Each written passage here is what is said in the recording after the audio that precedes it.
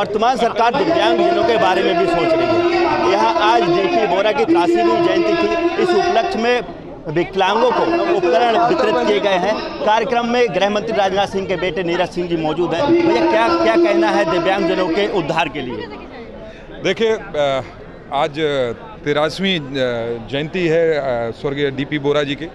हमारे यशस्वी विधायक माननीय नीरज बोरा जी ने आज इस जयंती के अवसर पर दिव्यांगजनों को ट्राईसाइकिल वितरित किया।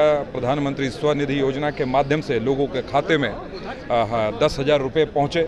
निश्चित रूप से यही हमारे संगठन का मूल मंत्र है कि अंतिम सीढ़ी पर बैठे हुए व्यक्ति की हमको चिंता करनी है, और पार्टी के कार्यक्रम और योजनाएं इतनी है सरकार की कि अगर हर एक व्यक्ति तक वह योजना पहुंचे तो हर व्यक्ति सशक्त होगा और इस बढ़ते हुए भारत में उसकी भागीदारी सुनिश्चित होगी। यही इस कार्यक्रम का माध्यम है, और इस अवसर पर हम सभी डीपी बोरा जी को अपने हृदय की गहराइयों से श्रद्धांजलि अर्पित करते हैं। लोकसभा चुनाव नज़दीक है, तमाम तैयारियाँ सभी पार्टियां करने लगी हैं, चाहे वो सत्ता पक्ष की हों चाहे विपक्ष के हों। क्या कहना है, किस तरीके की तैयारी भारतीय जनता पार्टी की चल रही है? पार्टी अनवरत अलग अलग कार्यक्रमों के माध्यम से संगठन को और मजबूती प्रदान करने काम कर रही है। बूथ स्तर तक हमारे कार्यकर्ता जाकर अपने परिश्रम की पराकाष्ठा कर रहे हैं। निश्चित रूप से जो आंकड़ा पिछले लोकसभा में रहा है हमारी सीटों का, उससे हम आगे बढ़ेंगे।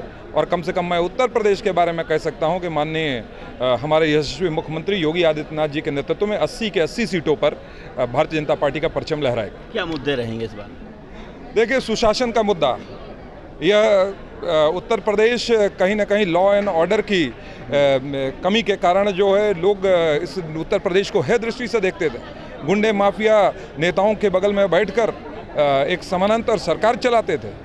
आज ऐसे लोगों का खात्मा हुआ है और उत्तर प्रदेश जैसी धरती पर 35,000 करोड़ का MOU साइन हो रहा है, इन्वेस्टर सबमिट हो रहे हैं। ये बदलते हुए उत्तर प्रदेश की तस्वीर है। बिहार में हुई जातीय जनगणना को लेकर के राजनीति और गर्मा गई है। क्या कहना चाहते हैं, जो जातीय जनगणना हो उसको किस दृष्टि से देख रहे हैं? देखिए, सरकार की जो योजनाएं हैं वह किसी के जाति पाति धर्म मजहब को देखकर नहीं पहुंच रही हैं। विकास अगर पहुंचता है तो सभी के घर पहुंचता है। और माननीय प्रधानमंत्री ने कहा है कि 140 करोड़ हिंदुस्तानी सभी हम भाई बहन हैं, और सारे भारतीय एक दिशा में एक लक्ष्य लेकर एक सपना देखकर आगे बढ़ेंगे, तभी भारत विश्व गुरु बन पाएगा। मुझे लगता है जाति पाति के नाम पर कई बार बांटा गया है। अब भारत सशक्त भारत है और मुझे लगता है सबको एक साथ आगे बढ़ने की आवश्यकता है। ये थे हमारे साथ गृह मंत्री राजनाथ सिंह के बेटे नीरज सिंह जी, जो तमाम देश के उद्धार और विकास की बात करते हैं, हर एक गरीब आदमी के विकास की बात करते हैं। और इस बार आने वाले लोकसभा चुनाव में भी भारतीय जनता पार्टी ने कमर कस ली है और विकास के मुद्दे पर इस बार भी चुनाव होगा।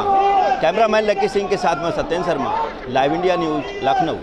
यूनिटी ऑफ पीस फाउंडेशन और लायंस क्लब सिवान के संयुक्त तत्वाधान में आयोजित हो रहा है एक शाम कौमी एकता के नाम मुशायरा और कवि सम्मेलन, जहां तशरीफ फरमा होंगे अजीम शायर नदीम फर्रुख, रवायती शायरा शबीना अदीब, अजहर इकबाल, जहाज देवबंदी, गायक जॉनी फॉस्टर, हिमोशी बावरा, चांदनी शबनम, नूरी परवीन, वसीम बरेलवी, जौहर कानपुरी जैसे नामचीन शायर।